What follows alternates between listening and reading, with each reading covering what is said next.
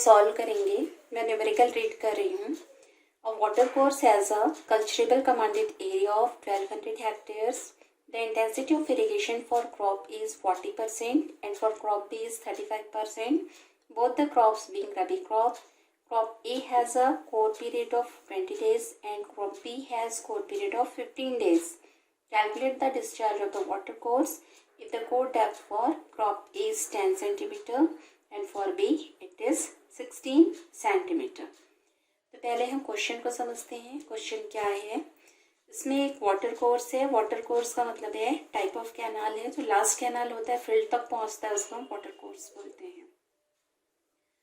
तो एक कैनाल है कोचरारा, हमारा हो गया वाटर कोर्स। ठीक है, इसका जो CCA है ये है 1200 हेक्टेयर्स। मतलब इसके द्वारा जितना एरिया सिंचित होगा, जहाँ पे कल्टीवेशन हो सकता है, उस एरिया को हम बोलते हैं CCA। तो CCA जो कल्चरेबल कमांड एरिया है, जो कि इस कैनाल के द्वारा कमांड किया जा रहा है और जहाँ पे कल्टीवेशन पॉसिबल है, वो एरिया गिवन है 1200 hectares. Intensity of irrigation for crop A and crop B are given.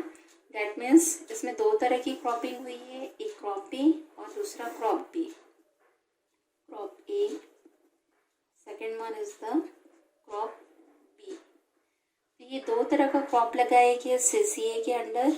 इसमें जो A है इसका इंटेंसिटी ऑफ इरिगेशन कितना है 40%।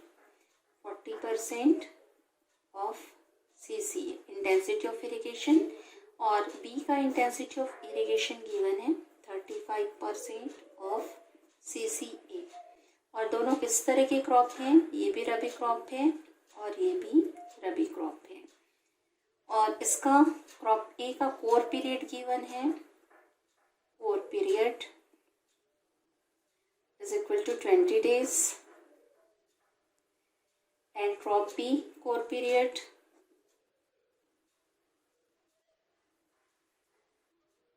Is 15 days। Similarly, calculate the discharge if core depths are given. So core depth for crop A is 10 centimeter, that means 0.1 meter, and similarly for B, core depth is equal to 16 centimeter, that means 0.16 meters. अब इसमें देखिए core period core depth का meaning क्या है। Core period वो period होता है जब हम फर्स्ट वाटरिंग प्रोवाइड करते हैं, तो जितने दिन तक हम फर्स्ट वाटरिंग प्रोवाइड करते हैं is known as the core period. After sowing the crop, जैसे ही हमने फसल लगाया उसके बाद जो पहला पानी हम देते हैं, तो पहला पानी जितने दिन तक देंगे वो उसका कोर पीरियड होगा, और जितने डेप्थ तक हम प्रोवाइड करेंगे वो उसका कोर डेप्थ होगा। तो दोनों ही कंडीशन में दोनों डिटेल्स गिवन है। अब हम दोनों के लिए अलग अलग कैलकुलेशंस करेंगे। तो फर्स्ट फॉर द क्रॉप ए, हम क्रॉप ए के लिए कैलकुलेशन करेंगे। तो इसमें सबसे पहले निकाल लेते हैं एरिया, कितने एरिया में इरिगेशन होना है। तो एरिया अंडर इरिगेशन कितना है 1200 हेक्टेयर ओवरऑल एरिया है जहाँ पे कल्टीवेशन हो सकता है और जो इस वाटर कोर्स के द्वारा कमांड किया जा रहा। तो क्रॉप ए का एरिया कितना है 40% ऑफ CCA। तो CCA इज 1200, इसका हम निकालेंगे 40%। इसका 40% निकालेंगे तो आएगा 480 हेक्टेयर्स। मतलब ये जो एरिया है क्रॉप ए का वो आ गया 480 हेक्टेयर्स। इसके बाद इसका कोर पीरियड गिवन है, दैट मीन्स बेस पीरियड इसका गिवन है। बेस पीरियड पूरे क्रॉप के लिए होगा, लेकिन यहाँ पे मैं समझाने के लिए इसको बेस पीरियड बोल रही हूँ। आप चाहो तो इसको स्मॉल b से रिप्रेजेंट करो ताकि कंफ्यूज ना हो। तो base period is given as 20 days। ठीक है, कोर डेप्थ हम जो डेल्टा है उसको ट्रायंगल से शो करते हैं। यहाँ पे कोर डेप्थ को इस डेल से शो करेंगे, del is equal to 0.1 metre. ये मैंने यहाँ भी लिखा हुआ है। इसके बेस पे हम कैलकुलेट करेंगे ड्यूटी। ड्यूटी क्या होता है, duty is equal to formula इसका होता है 8.64 इंटू बेस अपॉन, हम डेल्टा लिखते हैं तो यहाँ पे बेस की जगह हम लिखेंगे b 4 period divided by delta की जगह हम लिखेंगे 12, है ना, क्योंकि हम इसको पूरा क्रॉप के लिए नहीं ले रहे हैं, सिर्फ फर्स्ट वाटरिंग के लिए ले रहे हैं। तो उस कंडीशन में ड्यूटी का फॉर्मूला हम लिखेंगे 8.64 बी अपॉन डेल। पी मतलब बेस पीरियड होता था और यहाँ पे डेल का डेल्टा होता था। तो चूंकि पूरे क्रॉप पीरियड के लिए नहीं है इसलिए हम इसको कंसिडर करेंगे फॉर द 4 पीरियड। अब इसको कैलकुलेट करेंगे तो आ जाएगा 8.64 इंटू बी इन डेज ही लिखते हैं हम यहाँ पे 20 डिवाइडेड बाय डेल है 0.1। जब आप इसको कैलकुलेट करेंगे तो ये आएगा 1728 हेक्टेयर्स पर क्यूबिक। ये इसकी ड्यूटी आ गई। ड्यूटी आने से हम डिस्चार्ज कैलकुलेट कर सकते हैं, क्यू कैलकुलेट कर सकते हैं। क्यू कैसे कैलकुलेट करेंगे, एरिया अपॉन ड्यूटी। ये हमें पता है कि एरिया अगर मालूम है और ड्यूटी मालूम है तो डिस्चार्ज कैलकुलेट किया जा सकता है। तो इसका एरिया कितना है, इसका एरिया है क्रॉप ए का 480। तो 480 डिवाइडेड बाय ड्यूटी हमने कितना कैलकुलेट किया 1728। इसको सिंप्लीफाई करेंगे तो ये आएगा 0.278 क्यूमेक्स।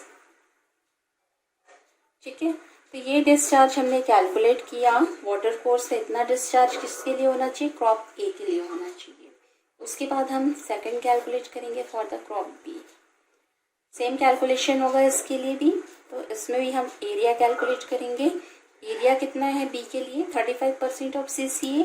तो CCA 1200, सेम CCA इसी के अंतर्गत है ये। तो 1200 का कितना परसेंट है 35%। तो 1200 का 35% हमने लिया 1200 का। इसको हम कैलकुलेट करेंगे तो ये आएगा 420 हेक्टेयर्स। 420 हेक्टेयर्स इतने एरिया में क्रॉप भी हमने लगा के रखा है। उसके बाद यहाँ पे जो बेस पीरियड है 4 पीरियड है इस 15 डेज। यहाँ डेल्टा है जो फुल डेप्थ है वो है 0.16 मीटर। Again you have to calculate duty. Duty is equal to 8.64 B upon del. तो 8.64 पीरियड आपका है 15 दिन और आपका डेप्थ आ रहा है 0.16। इसको आप कैलकुलेट करेंगे तो ये आएगा 810 हेक्टेयर पर क्यूबिक। ये क्रॉप बी की ड्यूटी है। इसके बाद यहाँ भी आपको डिस्चार्ज कैलकुलेट करना होगा। Discharge is equal to area upon duty, ये आप लेके करेंगे। तो एरिया कितना है इसका 420, ड्यूटी कितना निकाला आपने 110। तो इसको सिंप्लीफाई करेंगे ये आएगा 0.519 क्यूबिक्स, 0.519 क्यूबिक। तो अब आप देखिए क्रॉप बी के लिए डिस्चार्ज है 0.278, क्रॉप बी के लिए डिस्चार्ज है 0.519। अब क्वेश्चन में आप देखेंगे कि both the crops are rabi crops. That means दोनों सेम पीरियड में यहाँ पे एग्जिस्ट करेंगे CCA में। तो दोनों सेम पीरियड में एग्जिस्ट करेंगे, इसका मतलब क्या होगा, एट ए टाइम दोनों को इरिगेशन चाहिए। तो टोटल डिस्चार्ज, ये डिस्चार्ज प्लस ये डिस्चार्ज दोनों को आपको सम करना पड़ेगा। तो total discharge will be Q for A plus Q for B। Crop A का डिस्चार्ज है 0.278, क्रॉप B का डिस्चार्ज है 0.519। दोनों को हम ऐड करेंगे तो इसकी वैल्यू आएगी 0.797 क्यूबिक्स। ठीक, तो हमको यही कैलकुलेट करना था। Calculate the discharge of the water course if the core depth for crop A and B are given. तो वाटर कोर्स का, ये वाटर कोर्स जो एक टाइप का कैनाल है, इसका डिस्चार्ज कितना होना चाहिए ताकि ये ए क्रॉप ए को भी इरिगेट कर सके, क्रॉप बी को भी इरिगेट कर सके। तो हमने क्या किया, क्रॉप ए के लिए अलग से हमने डिस्चार्ज कैलकुलेट किया, क्रॉप बी के लिए अलग से डिस्चार्ज कैलकुलेट किया बेस्ड अपॉन द ड्यूटी, और दोनों को हमने ऐड करके निकाला कि टोटल डिस्चार्ज होगा 0.797। ये ऐड हमको क्यों करना पड़ा, क्योंकि दोनों जो है रबी टाइप के क्रॉप हैं और रबी क्रॉप होने के कारण दोनों सेम टाइम पे एग्जिस्ट करेंगे, इसलिए दोनों को at a time water required होगा। इसीलिए हमने दोनों का सम करके ये निकाला। तो टोटल डिस्चार्ज यही हमारा आंसर है।